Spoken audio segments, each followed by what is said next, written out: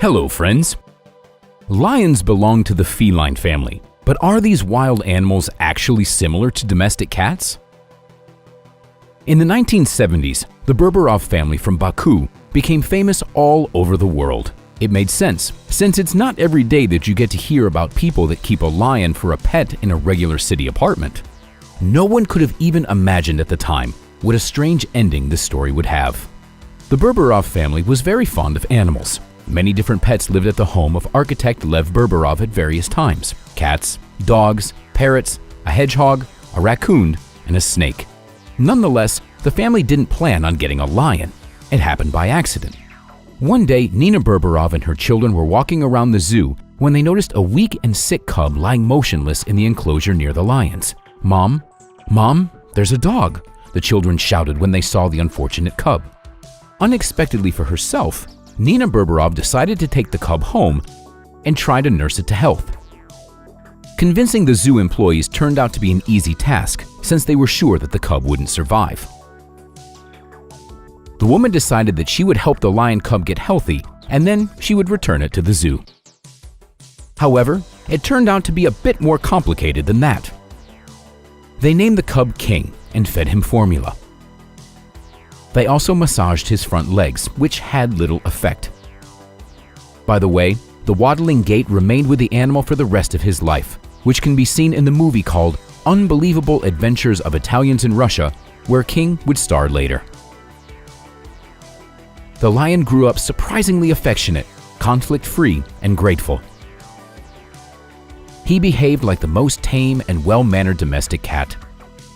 The Berberovs tried to return the animal to the zoo as a teenager, but he cried so pitifully and wanted to go home so badly that they simply had to take him back. And the animal didn't give the family any trouble. The only problem was the neighbors complained about the unbearable smell coming from the apartment.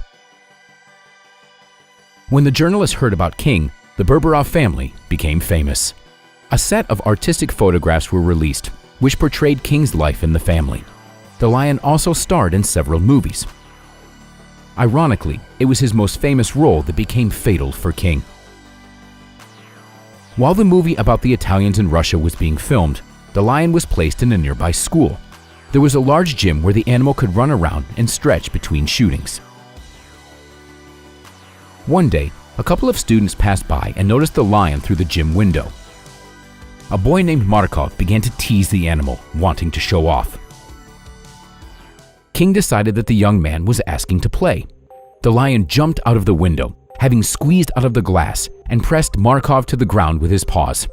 King didn't cause him any harm because it was how he always played with his owner. The girl, however, began to scream for help hysterically, and unfortunately her cries were heard by a policeman. When Lev Berberov returned to the filming location, King was no longer alive. It was a real tragedy. The dog Choppa, who also lived with the Berberovs and was the lion's best friend, survived him by only a few days. The dog kept sleeping with King's things, and one day Choppa simply didn't wake up. The children of the family were also inconsolable. They loved their lion so much. A group of artists, including Vladimir Vitsovsky and Marina Vlagi, came up with the idea of finding a new lion cub for the family. The Berberovs weren't exactly happy about this idea. They realized that they were unlikely to find such a special, affectionate, and docile lion as King. And they were right. King II turned out to be much more obstinate and way more dangerous. He only recognized Lev as the owner and could snap at the rest of the family on occasion. After the father of the family passed away, it became even more difficult to handle King II. One day, as Nina Berberov came home, she could smell something burning. As it turned out, the lion was sitting on the balcony, and their drunk neighbor amused himself by throwing pieces of melted plastic comb at the animal. King II got very agitated. The woman asked the lion to come inside, and he climbed into his favorite place, on top of the wardrobe.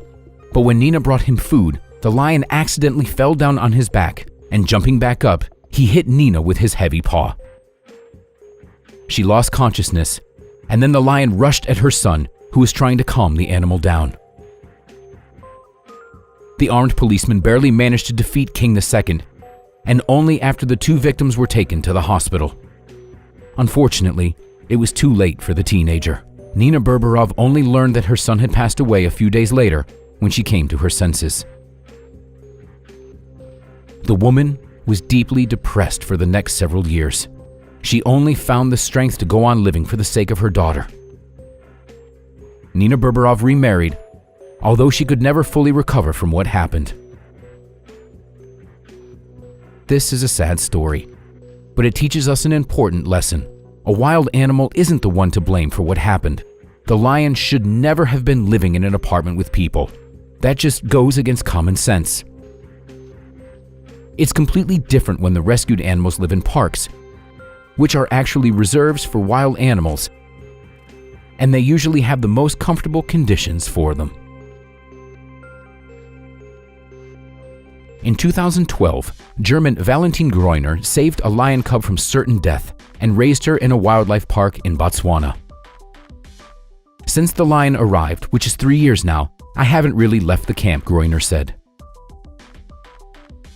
Sometimes for one night I go into town here to organize something for the business, but other than that I've been here with the lion, he added. The lion he has devoted himself to is Sirga, a female cub he rescued from a holding pen built by a farmer who was tired of shooting animals that preyed on his cattle. The lions killed 2 or 3 lion cubs in that pen, and the mother abandoned the remaining cub. Sirga was tiny. She was about 10 days old, Greuner said.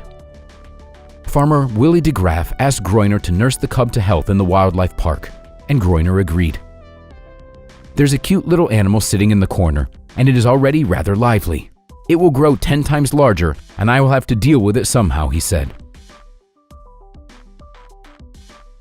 The lioness has grown noticeably, but every time Greuner opens the cage, she runs towards him and hugs him happily with her paws. It happens every time I open the gate. It never ceases to amaze me. It is such an incredible display of feeling on the part of this animal to just jump on me and hug me, said Greuner. But this behavior has its own reason.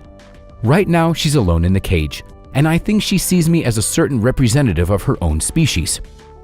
I am her only friend. Lions are sociable creatures, so she rejoices whenever she sees me, he added. I don't think you need to teach lions to hunt. They have the same hunting instincts as pets like cats and even dogs. Any cat can try and catch a bird or a mouse. A lion will try to catch an antelope when it's old enough. Greuner shared his thoughts. Farmer Willie de Graaf donated 500 hectares of land to Greuner to create a miniature park in which Sirga would be able to be free. It was decided not to release her into the wild, but not because she wouldn't have survived, but because she stopped being afraid of people. Most likely, she would now be trying to come close to people, which would get her shot. That's not the point of raising lions, Greuner said. In the park, Sirga can live in the wild and not be in danger. This will be her future, he added. When she gets to a bigger park with other lions, I'm sure I'll be able to leave her more often. Then I could finish my scientific research, he said. But as long as she needs me, as long as I feel like I need to be with her to make her life better, that will remain my priority, Greuner said. This story is about an amazing friendship that continues to this day. But as you already understood, such docile lions like Sirga are a big exception. And that's all for today, friends. Share your thoughts about this episode in the comments. Like the video, and don't forget to share it with your friends. Thanks for watching. We'll see you next time.